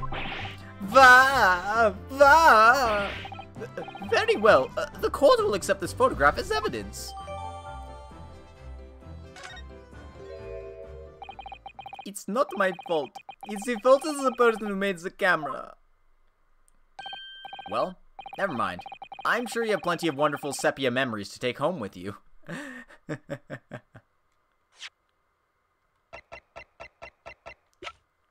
I only got to see it for a second, but you're right. There are no zigzags on this one. It doesn't appear that there's anybody inside of this balloon. And there appears to be a person inside the cage. Hairbrain's doing his experiments here. And that's about all I can see at the moment. This must have been taken before the explosion occurred because the thing is pointed down. But what is this? Oh, is that the crystal tower itself? I don't know. In any case, when exactly did you take that photograph? Well, it was on the day of the big explosion. You don't say. When I pressed the shutter release, there was this very loud bang, and a hot wind rushed over my face. That means this photograph was taken a split second before the explosion occurred. Well, if you ask me, this black and white photograph changes nothing. I could not give the flying fig. Lovely language you picked up. As I thought, Mr. Loon's testimony just doesn't quite add up. The young Bohemian boy claims to have seen another, fourth balloon. Mr. Loon vehemently denies the possibility, and it's hard to imagine the man in charge could be mistaken about the number that were in the air. Still, this inconsistency must tell us something, I'm sure.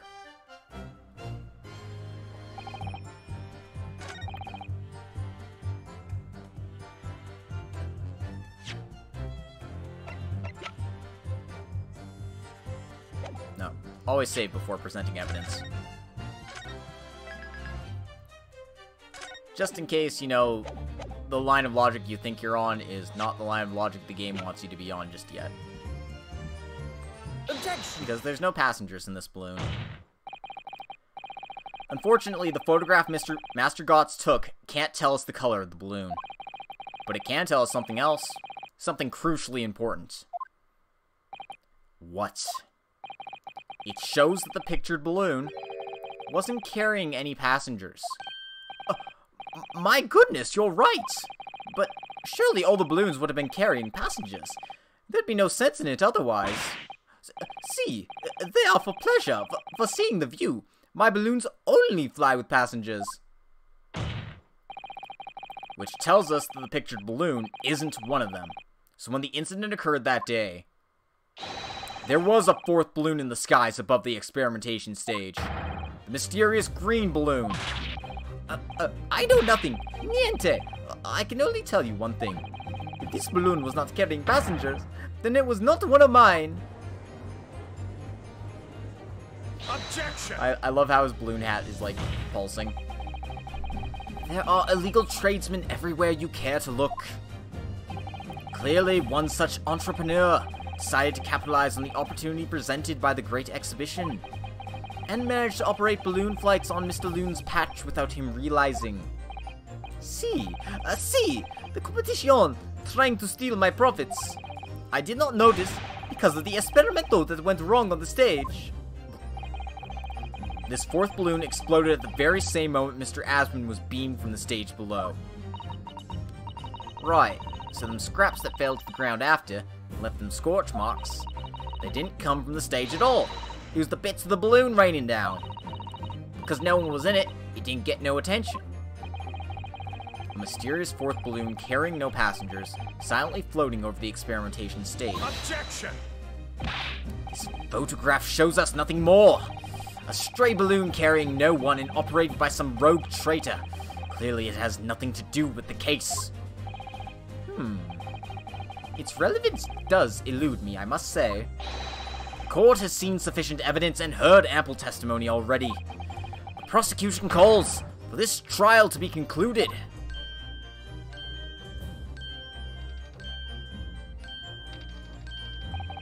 Really? Have we really got to the truth yet?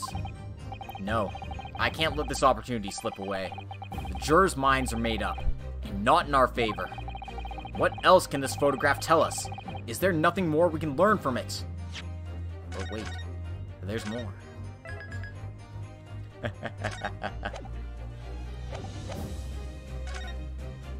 Objection! Ladies and gentlemen of the jury, wait. Please don't give your decisions yet. The photograph from Master Gods may well be hiding one more vital clue. Oh, what's that? A vital clue? Objection! We're well past the point of mere possibilities. It's time for definitives now, so tell the court. What exactly does this alleged clue in the photograph prove?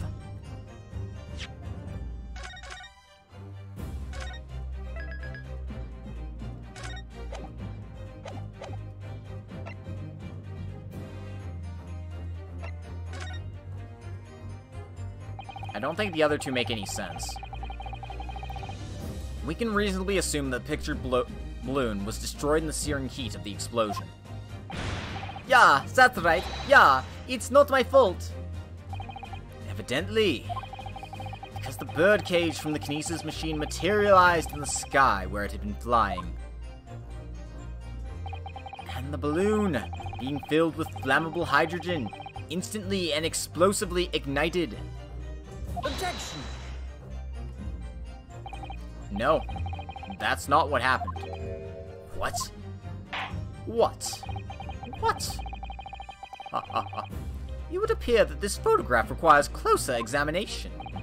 Counsel for the defense, you will highlight the location of this alleged clue in the photograph for the court.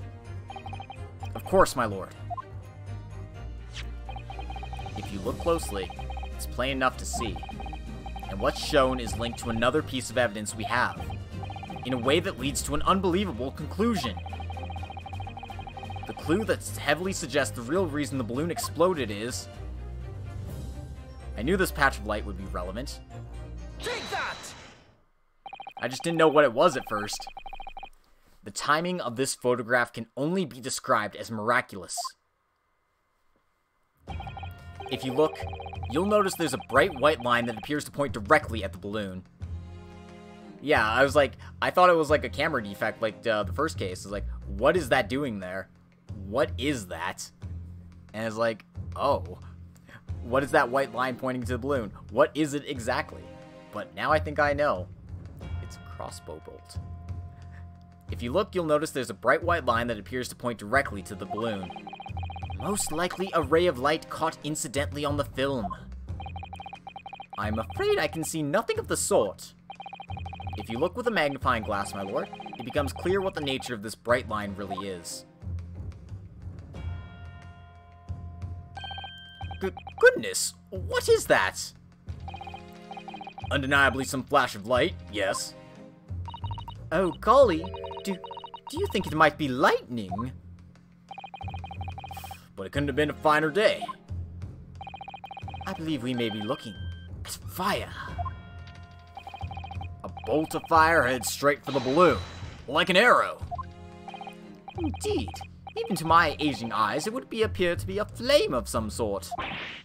My word, are you suggesting this flame struck the hydrogen gas that filled the balloon? Objection! That's absurd. The balloon would have been 60 feet above the ground at the time. No flame could possibly have reached such a height. Objection! Actually, it's my opinion that a particular piece of evidence found at the scene reveals how that is exactly what did happen. What evidence? If such evidence exists, counsel, then for goodness sake, present it, man! Which evidence explains this mysterious streak of flame that appears to be headed directly for the balloon? Always save before presenting evidence. Even though... Take that! This was found hidden at the foot of a small ornamental tree near the scene. Good lord! Is that a crossbow? An arrow dipped in oil and set alight could have been shot from this weapon, sending a flaming arrow straight into the hydrogen-filled balloon. Are you suggesting that crossbow was used deliberately? Blimey, you're right. That streak of light in the photo looks just like an arrow, doesn't it? Then, the explosion of the balloon, it was... very likely the result of a flaming arrow from this crossbow, igniting the hydrogen gas inside it. No! Order! Order! Council, this is an extraordinary supposition. If the aim was to cause the balloon to explode, the shooter could have used a gun, of course. However, there's an obvious reason why that would have been out of the question. The noise of the discharge. Of course. That's right. By using a crossbow, the projectile could be fired at the balloon silently. Well, yeah, if someone had shot a gun off on the exhibition grounds, it would have caused a real panic. But with the big explosion, there was a very big panic anyway, no? I don't like this. I should be pleased to have found a plausible new explanation for all this, but something feels wrong. Objection! Do you understand the implication of what you're saying, my Nipponese friend? If a flaming arrow did indeed hit the balloon, then obviously it would have exploded. And if the birdcage appeared from the cloud of smoke that ensued... What? Wait a minute. What are you really saying here? I don't get it. Was the birdcage beamed up into the sky after all? Or what? My goodness me! Ah. Now I understand. That's what that sinking feeling is about. I think there's a good chance that the birdcage was actually concealed inside the balloon all along. What? Did I just hear that correctly, Council? There's no going back now. The horse is bolted. Let's assume, as I said, that the birdcage was hidden inside the green balloon from the start.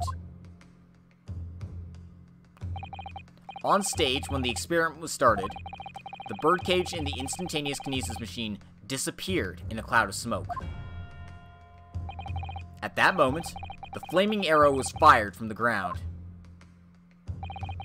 causing the green balloon to explode and drawing the attention of the spectators to the sky above their heads.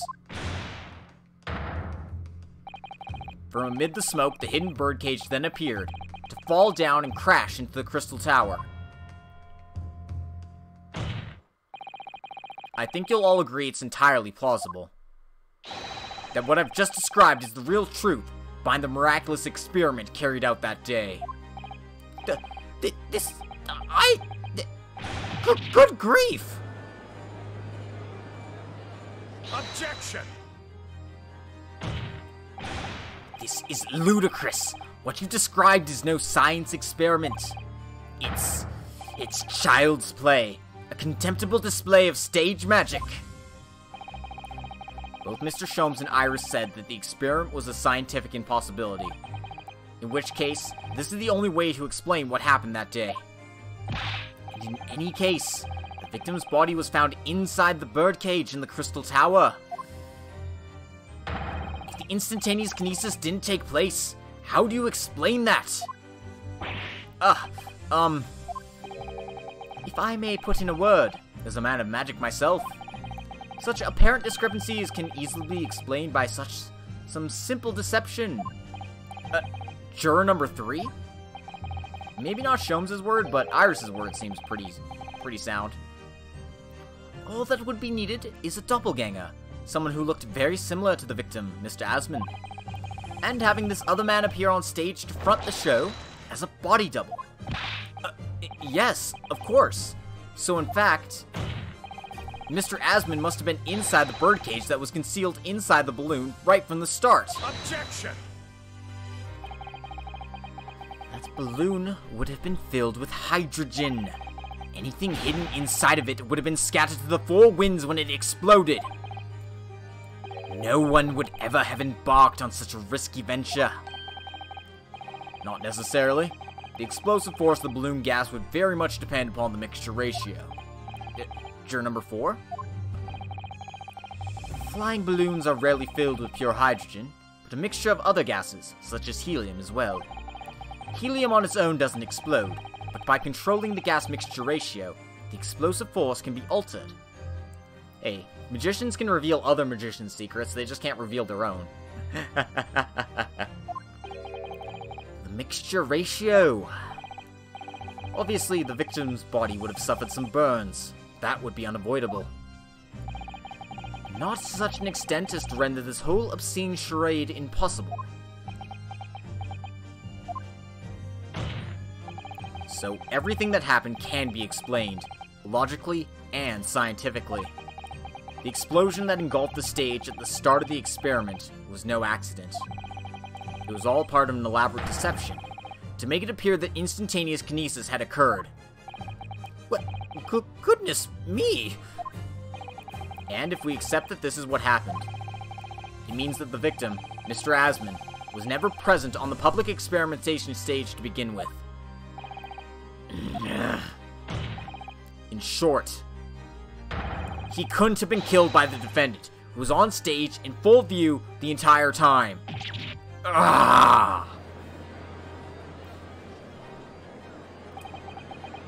This will be very hard for the prosecution to counter. Lord Van Zeeks can't credibly maintain that Professor Harebrain is the suspect now. Hold it! I need to sink myself again. Please, throw me onto the spikes of hell. Mr. Naruhodo, I appreciate your efforts. Thank you. Professor? But you can stop now. Just keep your mouth shut, please. Sorry? What's all this about, Mr. Harebrain?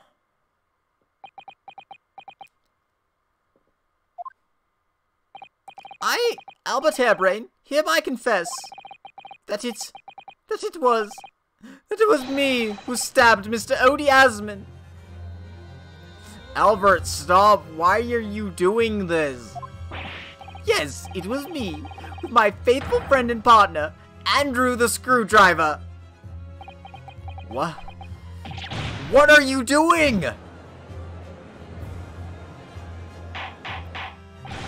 Order! Order! Order!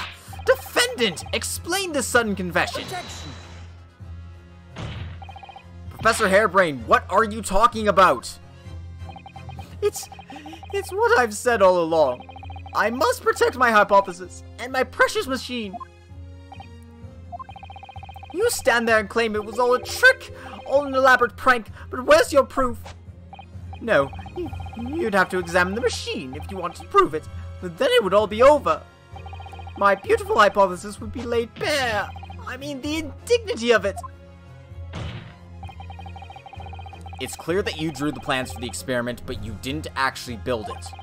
It's quite conceivable that you were duped, Professor. If you'll just let me, I can prove... Broke! Yes. I'll cooperate. I'll do whatever you say, I swear it.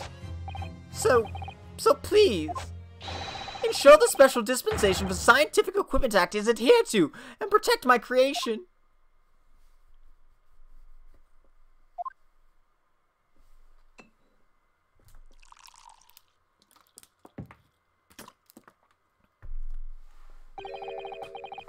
Pray, forgive the discourtesy of filling my hallowed chalice at this critical juncture. Here's to my learned Nipponese friend. What? And his upcoming attempt to clarify the defense's position in light of the accused's confession. Do you intend to formally assert that the experiment was nothing more than a conjuring trick? Because the moment you do, the Special Dispensation for Scientific Equipment Act that protects the professor's invention will cease to apply. The prosecution will then demand a rigorous examination of the machinery involved in order to establish the truth. However, if you acknowledge that the machine is genuine and instrumental in the victim's murder, any chance of investigating will be crushed, and the confidentiality of the professor's hypothesis preserved. Well, counsel, what is the defense's official position in this matter? What Professor Harebrain, my client, actually asked of me was to prove that the explosion on stage was an accident, and protect the secrecy of his hypothesis. There's no way to do that without implying the professor's guilt. Do I protect my client's life by asserting his innocence?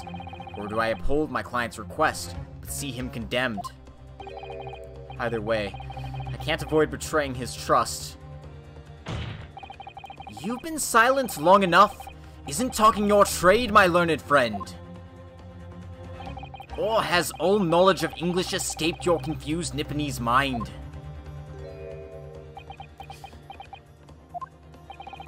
Mr. Naruhodo. There's no escape here. I have to make a choice. But it's an impossible one.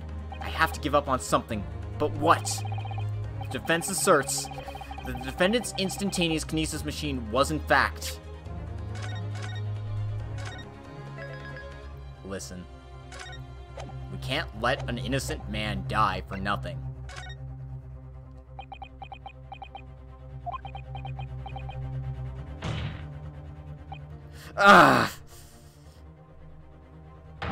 No, I can't say it. My client placed his faith in me. I can't just let him down. What must I give up on is not the question you have to ask yourself here. It's, what can I protect? Wait, what? I was expecting Sholmes, but no! It's Susanoo! Oh, we're saved! We have a legal assistant. Hello again, Mr. Naruhodo. It's been far too long. It's Susanoo-san! Oh man, her theme's so good. But what are you... Hiya! Oh shit, we got a Susanoo takedown too. Oh, it's perfect. My first Susanoo takedown in 6 months. There'll be time to talk later, Mr. Naruhodo.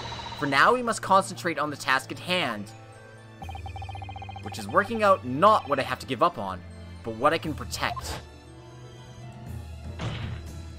Professor Hairbrain? Yes? Yesterday you told me that science is the pursuit of truth. Well, my job is to pursue the truth too. Yes, of course. And personally, I believe that you didn't stab Mr. Asman. I think you've come to realize something yourself too, haven't you? That your experiment and the machine you built with the victim are questionable. The truth behind that is what we must both pursue now.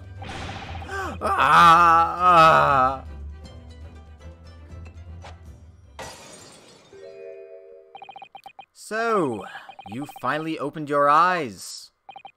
What?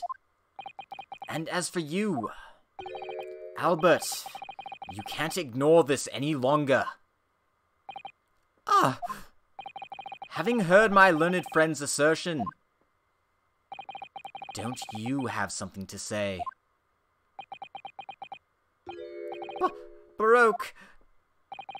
Lord Van Zeeks? Gosh, I've never heard him speak that way before. In truth, there is one thing. Something I've remembered that's of relevance. What? On the day it happened, just before I began the experiment, I saw a man near the stage. A man holding that crossbow. I beg your pardon! Professor, did the man have any distinguishing features? What did he look like? Tall. Taller than me, and thin. Thinner than me, with straight hair. Straighter and whiter than mine. Let me see. One less lens than me, too. A monocle. A rather stylish black monocle. But one thing in particular will help to positively identify the man. You see, I know him very well. After all, he's the engineer who built my invention. What? He built the machine? That's right. Mr. Asman introduced him to me a year ago. He's a man by the name of Enoch Dreba. Enoch Dreba! Does this name mean something? Members of the jury seem flustered. Not to name any scientist wishes to hear, that man's an abomination. Not to name any conjurer wishes to hear either. Who on earth is he? Hey, I called it. Yeah, the engineer is involved. I mean, he had to be, right? Like, I'm afraid this isn't the first tale of this nature that I've heard in scientific circles in connection with that name. There's talk of other flamboyant experiments that turn out to be nothing but staged trickery in the end. Obviously, the rascal is after the government's research grant money. When magicians are in need of money, I have heard of them resorting to these underhanded tactics. Some acquaintances of mine with experience of such things have mentioned Enoch Drebber's name before.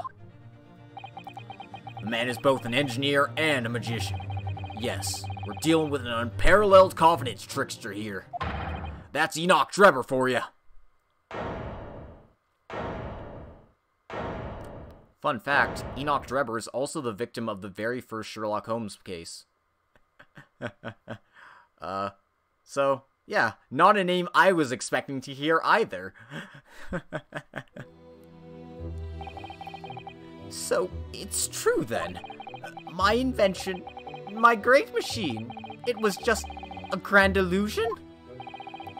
Considering what we just heard about Mr. Drebber's character, I'm sorry to say that sounds increasingly likely. Even though no one else believed it, I wanted to. I wanted to believe that machine would function exactly as my hypothesis predicted. Which is why you were so opposed to it being investigated, I presume.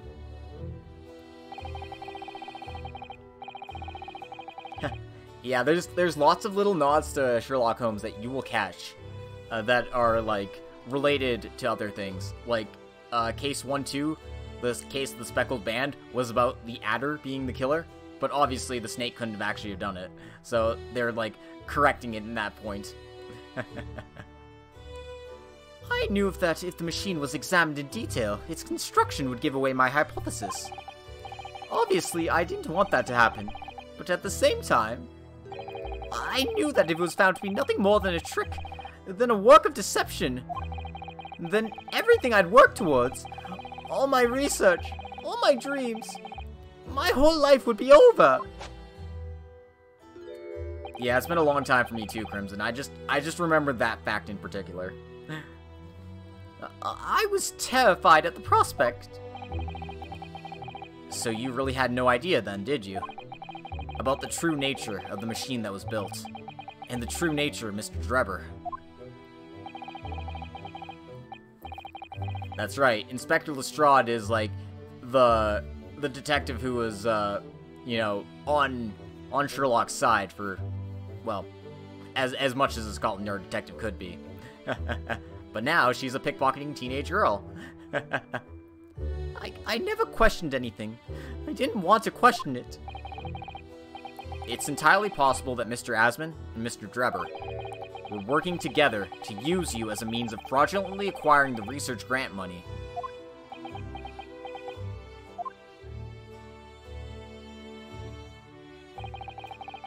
When I announced my invention to the crowds that day, it was the finest moment of my career.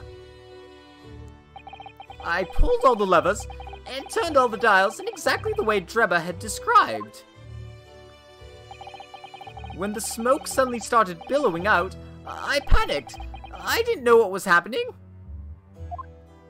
Yep, Watson, or Wilson in this case, is dead. And in Case 1-2, again, I mentioned that for some reason, Sherlock Holmes thought Naruhodo here was a field medic who recently came from Afghanistan. Case in point, that was John Wilson's backstory. He was a former field medic who had just returned from the war in Afghanistan. So, you know, little bits and pieces like that are just like, oh, I recognize that. But I really don't know how the whole illusion was made to work. I don't know anything anymore.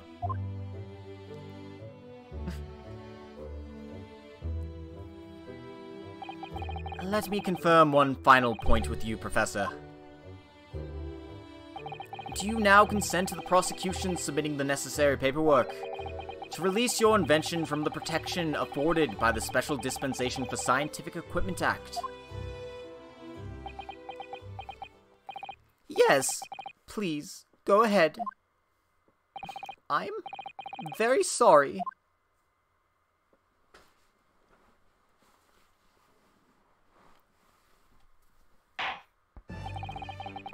It would appear that we shall have to suspend proceedings for the remainder of the day now. Lord Van Zeeks. Yeah, he must be a really minor character, because I don't even remember him being in the stories. Then again, I'm not as learned about Herlock Sholmes as some others are, so, you know, my gaps in memory are pretty big, actually. It's just a bogus machine, it won't reveal anything about the hypothesis. Nope, exactly. My lord, the court has been newly made aware of another party whose involvement in this matter is critical. Yes, Mr. Drebber. Gather information about the man. If possible, I should like him served with a subpoena. With pleasure, my lord. Now, counsel for the defense. Yes, my lord. When we reconvene, I shall be looking for one thing and one thing alone from you. Evidence that the defendant is innocent of the crime for which he presently stands accused. I understand. Good. In that case, this court is adjourned until tomorrow morning.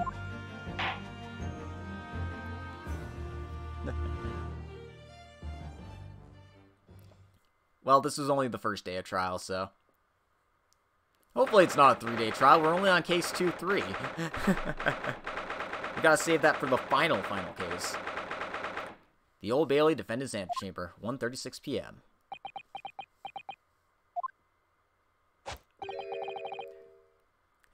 Mr. Naruhodo. Yes?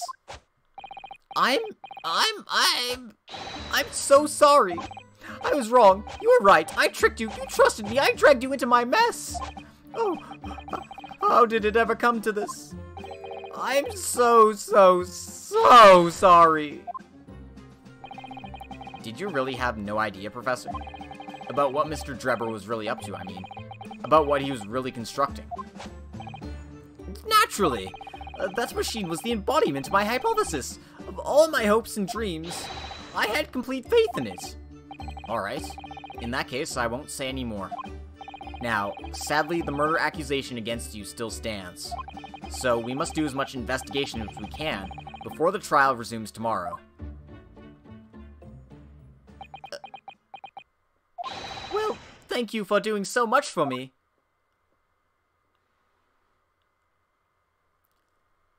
More importantly, though, I'm so sorry for arriving late this morning, Mr. Naruhodo. Arriving late? Didn't you receive my postcard? I wanted to let you know when I'd arrived. Postcard? What postcard? I hid it from you, Bruno, so it'd be a surprise. Well, did it work? I was surprised, alright, especially when she threw me to the ground. Oh dear, I'm so sorry. I was just so happy to see you again that it sort of slipped out. Maybe we could stick to more traditional displays of emotion in the future. Susie's train was late into London Victoria this morning, you see. But we made the coachman really whip the horses hard so she didn't miss the whole trial. I was watching from the gallery for a while, but in the end, I'm afraid I couldn't contain myself. Well, I'm glad you didn't. Oh, having you at my side in court gives me the strength I need to win. So, I'm, delighted to see you back in London. Oh, you're too kind, Mr. Naruhodo. I'm delighted to be here. I hope I can continue to be of service to you. Of course. So, what's brought you back? Did Professor Mikotoba not protest? Let's save all that conversation for when we're back at home, shall we? You know, I've made one of my most special blends ever for this special occasion. Oh, Iris, how wonderful! I can't wait! Susato-san was back in London. It's hard to describe how happy that made me feel at the time. But despite my elation, our tale was about to take yet another extraordinary turn.